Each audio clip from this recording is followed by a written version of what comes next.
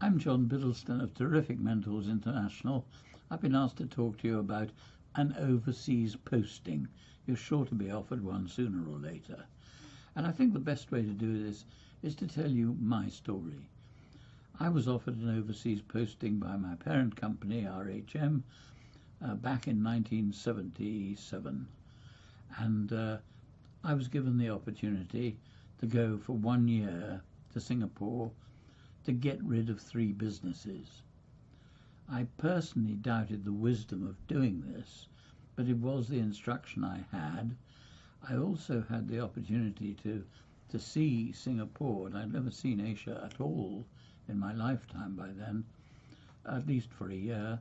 And I also had a sneaking suspicion that perhaps we shouldn't be getting rid of those businesses because I thought they were potentially quite profitable. My wife and I agreed, because we had young children.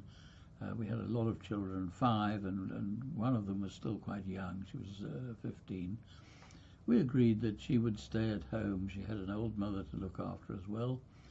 And I would go for a year, and I would come back 2 or 3 times to have a meeting with the family and a bit of a holiday. And it all seemed very sensible, and I went to Singapore. As soon as I got there, I realized that the businesses were capable of development, and I started to develop them. I was very lucky. Things went very well, and I developed quite a big business. And I stayed there for the next 11 years developing that business.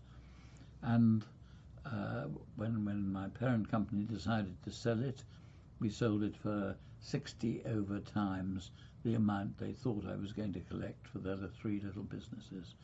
So they were very happy about that. But I had now been away from my family for more than 10 years. Of course I went back. I went back for holidays. I went back for visits. I had to go to England 3 or 4 times a year for the parent company's needs anyway. And of course I kept in touch with them. We didn't have Zoom, remember then. We didn't have the internet, and we didn't have WhatsApp.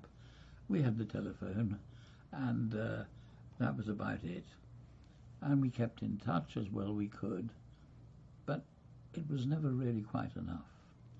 What did I find when I got to Singapore?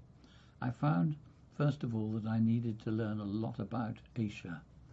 And I asked the brother of Lee Kuan Yew to be my non-executive chairman. And he agreed to that. He was a lawyer. He was head of the legal firm Lee and Lee here. And we worked very well together for all these years. I found that I was very lonely to start with. Of course, I had colleagues here, and I indeed actually brought in more colleagues as time went by. But I was lonely, and that was a disappointment to me.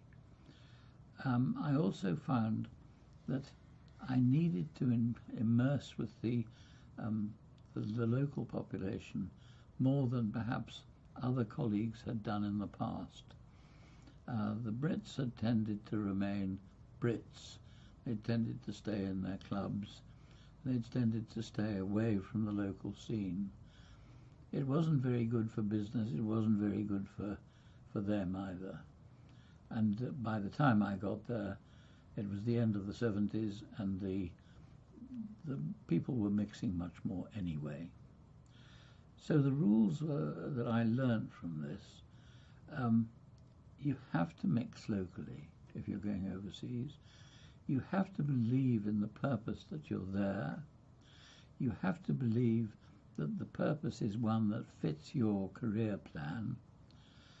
And above all, you have to take care of your family. It's the family relationships that in the end do matter most. I'm sure you agree with that.